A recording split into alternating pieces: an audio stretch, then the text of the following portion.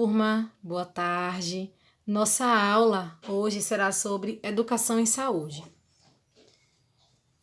A educação em saúde engloba oportunidades conscientemente construídas para o aprendizado envolvendo alguma forma de comunicação que objetiva aumentar o alfabetismo em saúde. Isso acontece através do aumento do conhecimento e do desenvolvimento de habilidades de vida que conduzem à saúde individual e à saúde coletiva. Um exemplo que a gente pode trazer dessa forma de aumentar, né, a consciência das pessoas acerca da saúde são as salas de espera, que são realizadas nas unidades básicas de saúde. A sala de espera tem por objetivo conscientizar aquela população, né, que faz parte daquela microárea que é cuidada por aquela unidade básica de saúde. Então, o objetivo é conscientizar as pessoas que procuraram a unidade aquele dia. Geralmente a gente faz a sala de espera em dias em que a unidade está com a sala cheia, com a quantidade boa de pessoas, para que a gente possa conscientizar e entrar em determinado assunto para que a população tenha consciência, conheça sobre as doenças, sobre vacinas. Aí a gente vai escolher determinado assunto para informar aquelas pessoas. Autocuidado. Deve-se contar com os conhecimentos necessários para refletir sobre a saúde, adotar práticas para sua melhoria ou manutenção, propor e realizar mudanças para as soluções de seus problemas. Então, a questão do autocuidado está também atrelada, está também associado com a questão de fazer com que aquelas pessoas aprendam sobre os altos cuidados de higiene para que aquelas pessoas daquela unidade não venham a desenvolver determinados tipos de doenças que estão associadas com a falta de cuidado com o seu corpo. Locais para a realização das atividades. As atividades educativas são realizadas em vários lugares, dentro e fora das unidades de saúde, incluindo consultórios médicos, espaços onde usuários dos serviços de saúde aguardam por consultas médicas, que foi o que eu acabei de falar, que é a sala de espera, consulta médica e consulta de enfermagem, hospitais, serviços de saúde em domicílio, escolas, igrejas, associações de bairro. Então, como vocês podem ver, é voltado para a comunidade. Por exemplo, eu estou trabalhando na unidade básica e nessa unidade básica eu tenho uma comunidade cigana que faz parte dessa unidade. Então, eu vou nessa comunidade cigana para realizar, né, nessa comunidade cigana,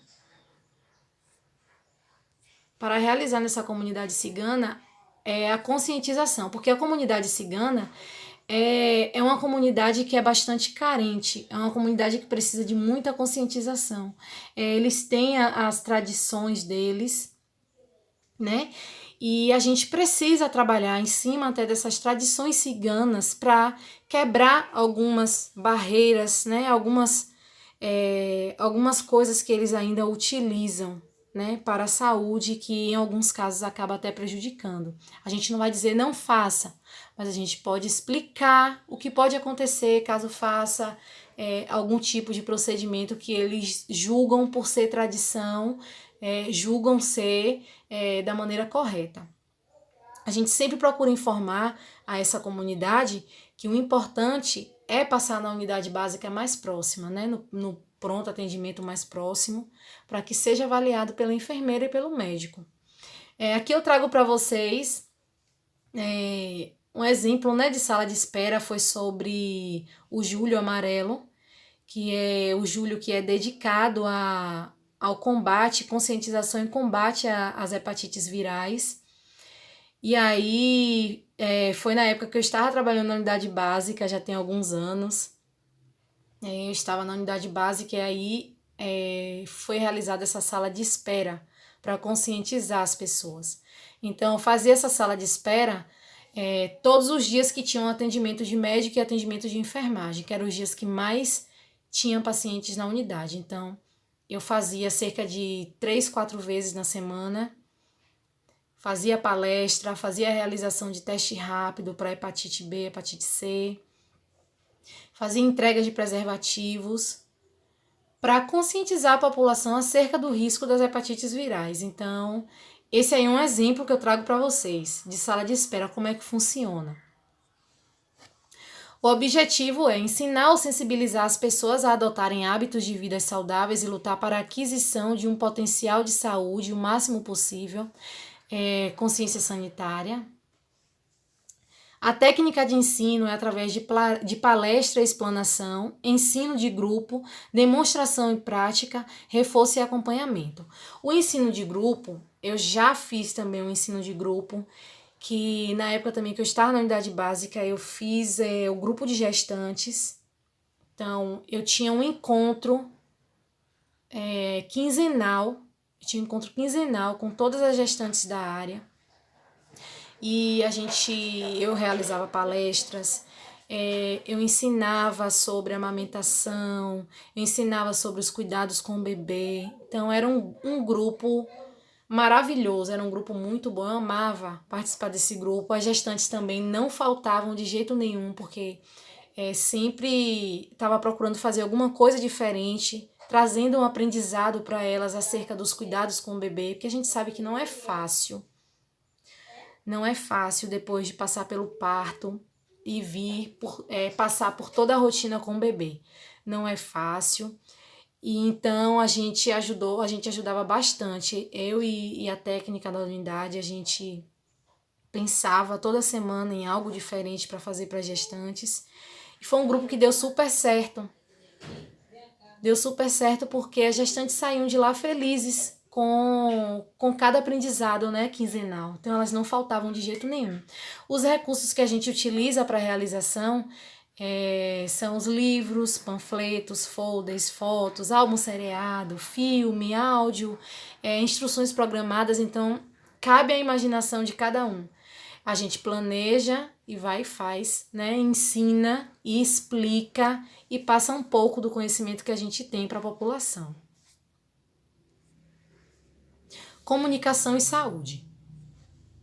É uma estratégia-chave para informar ao público acerca de responsabilidades e preocupações em saúde e manter importantes questões de saúde nas agências públicas. Então, a comunicação em saúde ela pode ser disseminada através da mídia e multimídia. Jornalismo em saúde, comunicação interpessoal, músicas, mensagens, as próprias tradições culturais, né, daquela localidade. Então, assim, o que a gente tem como exemplo hoje de comunicação em saúde? A gente vê no jornal a todo momento. A gente está passando por uma pandemia, né, que manteve toda a população num distanciamento social. Então, essa pandemia fez com que o jornalismo é uma das fontes, né, que acaba trazendo informações para a gente. Pode trazer algumas informações que não sejam baseadas em fatos mesmo reais, mas é o que a gente tem. Então, o que for baseado nos dados do Ministério da Saúde são dados verídicos. São dados verídicos, são dados que o Ministério está atualizando a todo momento. Então, que a gente pode trazer como exemplo o próprio jornalismo que traz agora essa questão da pandemia. Fora outras informações acerca da saúde, né? Que a gente pode acompanhar através de jornalismo, a gente pode acompanhar na própria página do Ministério da Saúde ou em outras páginas que sejam confiáveis. Então, é uma ferramenta, hoje a internet ajuda muito a gente, é uma ferramenta importantíssima. A internet abre horizontes, né? Sabendo como usar, como utilizar da maneira correta. Então, a internet ajuda muito. É uma ferramenta que nos ajuda bastante. Aqui eu trago para vocês exemplos, né, de comunicação. Eu trouxe uma do coronavírus, que é um folder do coronavírus, de como se prevenir. Aí tem a lavagem das mãos, a utilização de álcool, toda a explicação sobre o coronavírus. Trouxe sobre a dengue também, que é de extrema importância, todos os cuidados acerca da dengue, a tuberculose e o sarampo, né, que são doenças que atualmente estão bem visíveis. A gente tem falado muito do coronavírus, mas a gente não pode deixar de lado as outras doenças que podem também disseminar e causar surtos, né?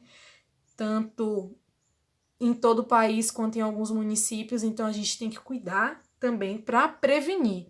Além da dengue, a gente também tem a chikungunya e a zika. E a gente tem tido alguns casos alarmantes aqui na Bahia de chikungunya.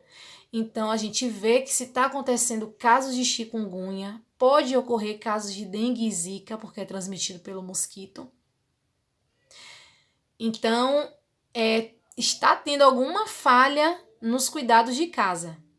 Então a gente precisa cuidar da nossa casa, a gente precisa cuidar do nosso quintal, a gente precisa prevenir para que a dengue não volte a matar tantas pessoas como já teve uma época que matou tanta gente. Foi um índice de mortalidade muito grande. Então a gente tem que cuidar para que não retorne a ter esse surto, né? Além de ter que conviver com o surto do coronavírus, ainda ter que conviver com um novo surto de sarampo, um novo surto de dengue. Então é complicado. Então a gente tem que prevenir para evitar. Sistema de Informação em Saúde, conjunto de unidades de produção, análise e divulgação de dados, que atuam com a finalidade de atender necessidades de informações e serviços, podendo ser informatizados ou manuais. Os SIS são desenvolvidos e implantados com o objetivo de facilitar a formulação e avaliação das políticas, planos e programas de saúde, subsidiando a priorização e a tomada de decisão. Então, os principais subsistemas que a gente tem de informação são o SIAB, que é o Sistema de Informação e Atenção Básica, o SI, que é o SIH, que é o Sistema de Informação Hospitalar, a gente tem o SIM, que é o Sistema de Informação de Mortalidade, a gente tem o SINASC, que é o Sistema de Informação de Nascidos Vivos, tem o SINAM, que é o Sistema de Informação de Agravos sob Notificação. A gente tem o CIA também, que é o Sistema de Informação de Produção Ambulatorial. Tem o SISVAN, que é o Sistema de Vigilância Alimentar e Nutricional. Tem o AP, que é a avaliação do programa de imunização, que está relacionado com as vacinas. Então, a gente tem vários sistemas, que são os SIS da vida, né? Que são os sistemas de informação que a gente utiliza para cada necessidade. Então, se for para vigilância, a gente tem o sistema da vigilância. Se for para notificação de agravos, a gente tem para fazer notificação de agravos. Então, são vários sistemas para cada tipo de problema que a gente precise, né, notificar. Promoção em saúde. As atividades que assistem a pessoa no sentido de desenvolver os recursos que irão manter ou aumentar o seu bem-estar e melhorar sua qualidade de vida. A adoção do conceito de promoção em saúde enfoca que para uma pessoa ser saudável, a ausência de doença não é suficiente nem necessário. Então, assim, é necessário que haja um cuidado não só com o fato de que a pessoa não vá ficar doente, né? A pessoa não tenha a ausência da doença. Então, a gente precisa ter um cuidado com saneamento básico. A promoção em saúde diz respeito a isso. Saneamento básico, o autocuidado, a higiene pessoal, né? Principalmente quando se diz respeito à higiene pessoal, a gente pode citar os diabéticos, né? Que precisa ter o cuidado, precisa ter a higienização dos pés para que não venha a desenvolver o pé diabético, que é uma consequência grave da doença, né, do diabetes, é uma ferida grave. Essa ferida pode ser uma úlcera, que a gente chama úlcera venosa. Essa úlcera venosa, ela está diretamente relacionada com a circulação da pessoa. E a pessoa sendo diabética, essa circulação ela já é debilitada e o risco é maior de se desenvolver uma úlcera venosa. O pé diabético, a gente precisa ter cuidados. No caso, a gente precisa explicar essa pessoa sobre a lavagem dos pés, sobre enxugar o pé direito, enxugar entre os dedos, para que não fique umidade nenhuma, porque aquela umidade pode iniciar a abertura de ferida. A gente precisa explicar também sobre a hidratação da pele, porque a pessoa diabética, ela tem um ressecamento de pele que é característico da doença. Então, a gente precisa explicar essa pessoa sobre o cuidado com a hidratação. A gente explica sobre o uso do óleo de girassol, que é um óleo que ajuda a prevenir esse ressecamento e abertura de ferida. Então, é um óleo muito bom para quem tem diabetes. Então, tudo isso a gente faz, né? A gente promove a saúde dessa forma.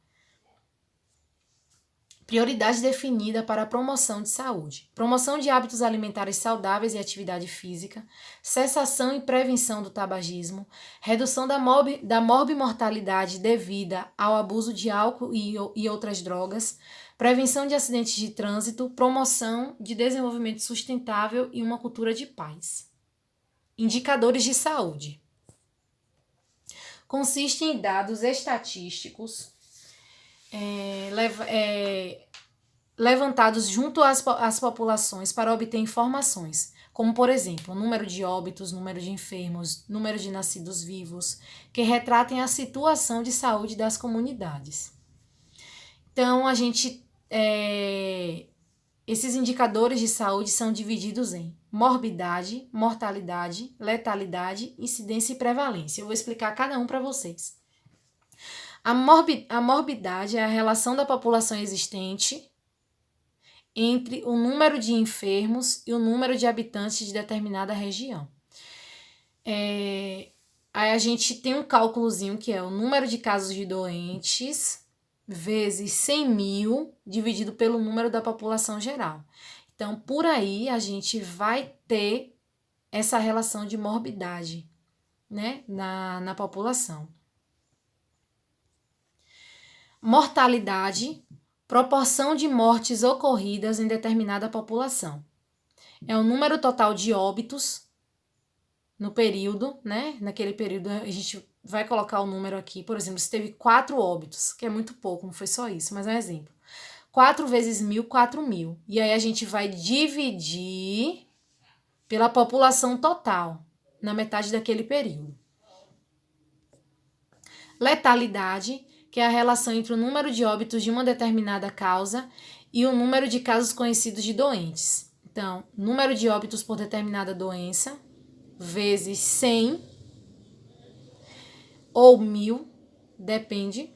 E aí, a gente vai dividir pelo número de casos da mesma doença.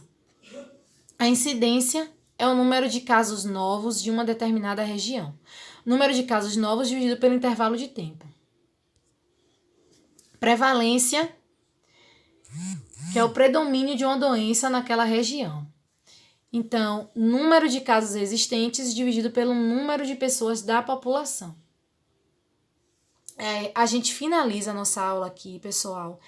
Eu vou gravar um outro vídeo para vocês sobre esses cálculos.